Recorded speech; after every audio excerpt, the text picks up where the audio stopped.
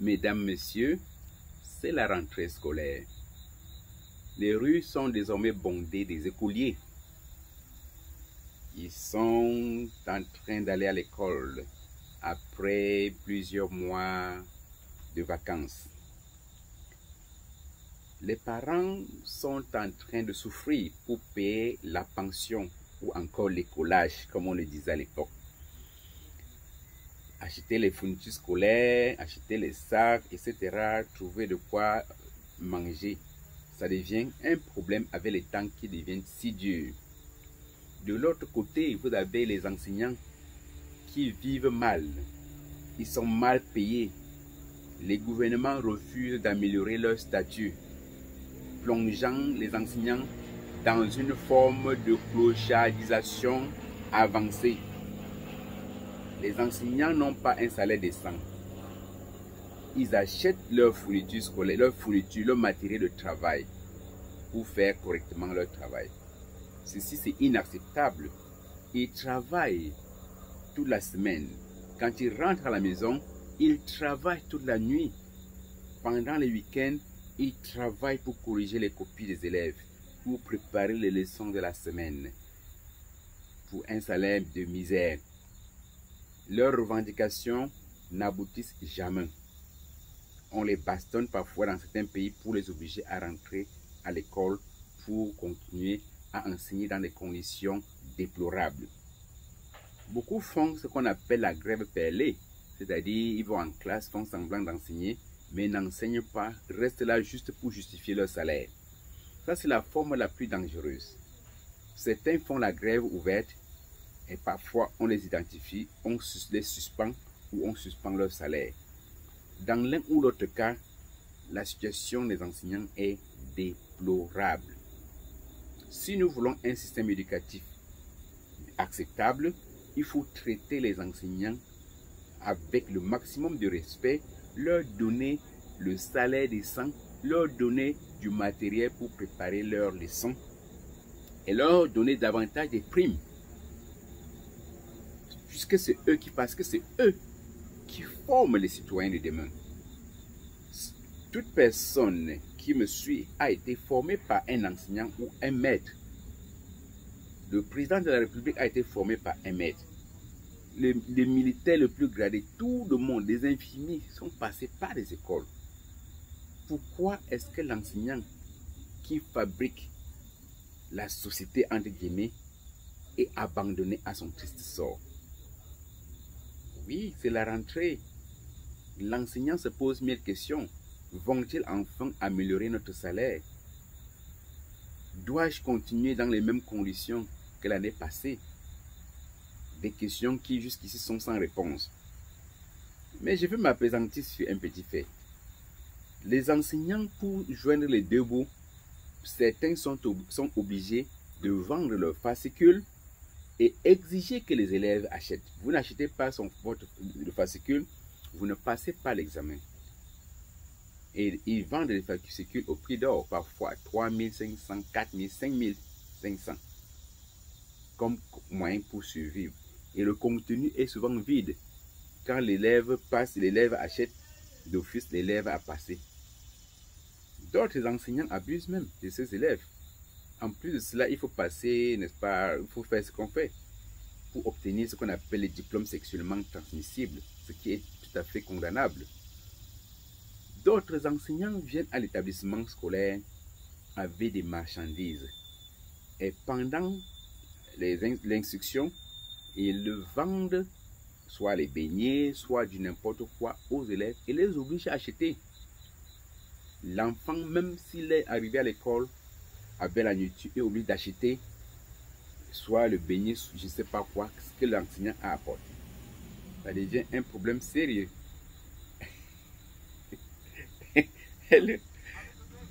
Ok, thank you. Je m'excuse de l'interruption, je suis dehors et j'ai des voisins qui passent. Je m'excuse sincèrement. Je disais que les enseignants sont obligés de vendre des fascicules aux élèves pour avoir de quoi subsister Et parfois, ces fascicules sont de contenu vide. Quand l'élève achète le fascicule, il a d'office la note suffisante pour aller à la classe supérieure. Parfois, c'est l'enseignant d'une mauvaise moralité est obligé d'avoir le sexe avec ses élèves afin que l'élève ait ce qu'on appelle les notes sexuellement transmissibles. D'autres enseignants sont obligés de vendre des marchandises pendant les classes. À la récréation, ils ou elles sont des commerçants. Ils vendent soit les beignets, soit du manioc, du n'importe quoi aux élèves et les obligent à acheter. Vous voyez que c'est très dangereux. Dans plusieurs pays, les enfants, la nutrition est gratuite aux enfants.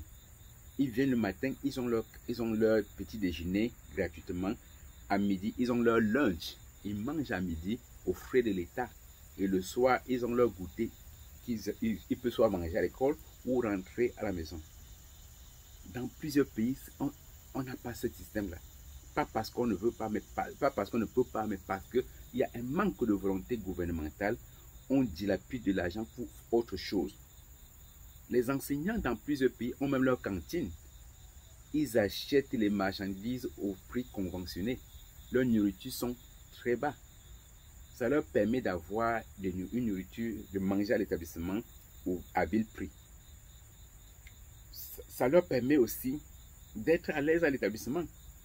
Vous pouvez vous surprendre quand je vous dirai que certains enseignants viennent à l'école sans manger. Hein? A hungry man is an angry man, disait Bob Marley. A hungry man is an angry man. Ventre affamé n'a point d'oreille. Ce professeur qui ne sait même peut-être n'a pas eu de l'eau pour se laver, qui arrive crasseux, affamé, qu'est-ce que vous attendez d'un tel enseignant? Vous attendez quoi d'un tel enseignant? Qu'est-ce que vous attendez d'un tel enseignant? Qui donne le meilleur de lui-même? Malheureusement, non. Il vient juste à l'établissement pour justifier son salaire, pas plus. Bien, comme je l'ai dit, il y a un phénomène de plus en plus d'actualité. À la rentrée, les enfants, nos anges, ces élèves se plaignent de plus en plus d'un phénomène qu'il faut regarder attentivement. On entend ces élèves se plaindre. Maman, la maîtresse a encore mangé ma nourriture. Maman, la maîtresse a encore mangé ma nourriture. Autrement dit, quand vous apprêtez la nourriture de votre enfant et vous envoyez l'enfant à l'école avec son sac de nourriture, assez souvent ça devient la nourriture de la maîtresse qui fouille le sac des élèves sans autorisation et se régale de cette nourriture. Parfois l'enfant n'a qu'un petit bout. Ça semble ridicule, mais ça devient une réalité. Comment l'enseignant est-il devenu si pauvre au point de voler la nourriture de ses propres élèves? Est-ce que c'est acceptable ça? Bien, je veux vous raconter une histoire et je m'excuse des interruptions de temps en temps parce que je suis dehors et puis bon, les voisins m'interrompent de temps en temps. Je vais vous raconter une histoire qui résulte de ce vol de nourriture par les maîtres. Alors, il se trouve que un élève, une maîtresse volait régulièrement la nourriture d'un élève. Et cela rendait l'élève toujours nerveux. L'élève allait à l'école avec sa nourriture et ça devenait la propriété de sa maîtresse. Et un beau jour, sa mère va au marché, achète un produit assez dangereux appelé arata. Elle dit à l'enfant, on appelle ça arata. C'est un produit très dangereux. Je veux utiliser ça pour tuer les souris à la maison. Parce qu'il y a trop de souris à la maison. Mais il ne faut pas toucher, il ne faut pas manger parce que ça va te tuer aussi. Arata peut te tuer. Donc il ne faut jamais manger arata. Elle est allée au fin fond du lit garder le produit après avoir placé dans les coins de la maison.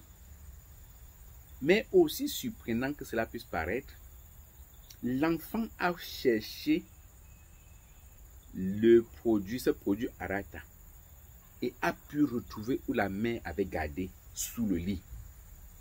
Vous savez ce que l'enfant a fait avec ce produit? Quand la mère lui a donné sa nourriture, sachant que la maîtresse devait encore voler, l'enfant, très nerveux, a pris une quantité d'Arata et a versé sur sa nourriture et allé à l'école.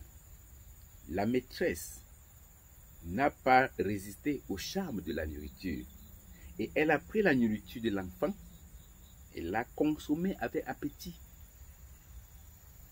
À peine consommée, elle tombe, elle commence à vomir, à faire de la diarrhée.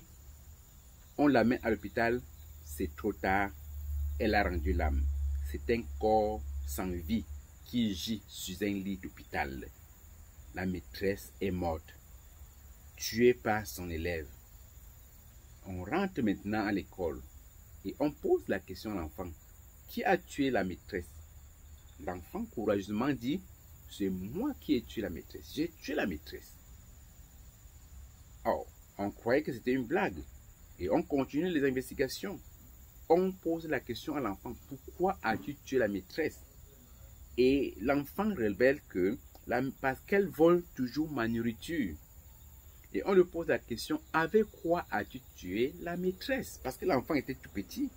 Avec quoi as-tu tué la maîtresse? Et l'enfant dit, j'ai tué la maîtresse avec Arata. On lui dit, tu as pris Arata où? Parce que l'enfant ne peut pas acheter Arata. L'enfant dit, c'est ma mère qui a acheté. Elle a dit que ça tue les souris, qu'elle va tuer les souris avec et que ça peut tuer aussi les individus. Et que je ne dois pas consommer. J'ai pris ça, j'ai mis dans la nourriture pour tuer ma maîtresse parce qu'elle vole ma nourriture. Voilà une histoire réelle, une histoire assez banale. Un fait qui a coûté la vie à une maîtresse. Vous voyez? Donc, je dis tout ceci pour dire que malgré l'état de pauvreté dans lequel l'enseignant s'est retrouvé, l'enseignant peut trouver la mort en volant la nourriture de ses élèves. C'est une honte pour la société qui laisse l'enseignant aller au point le plus bas. Parfois, elle n'a pas de choix. On peut seulement condamner en disant, ah, elle a volé, elle a volé. Mais si elle fait 2 jours sans manger chez elle, quelle autre option a-t-elle?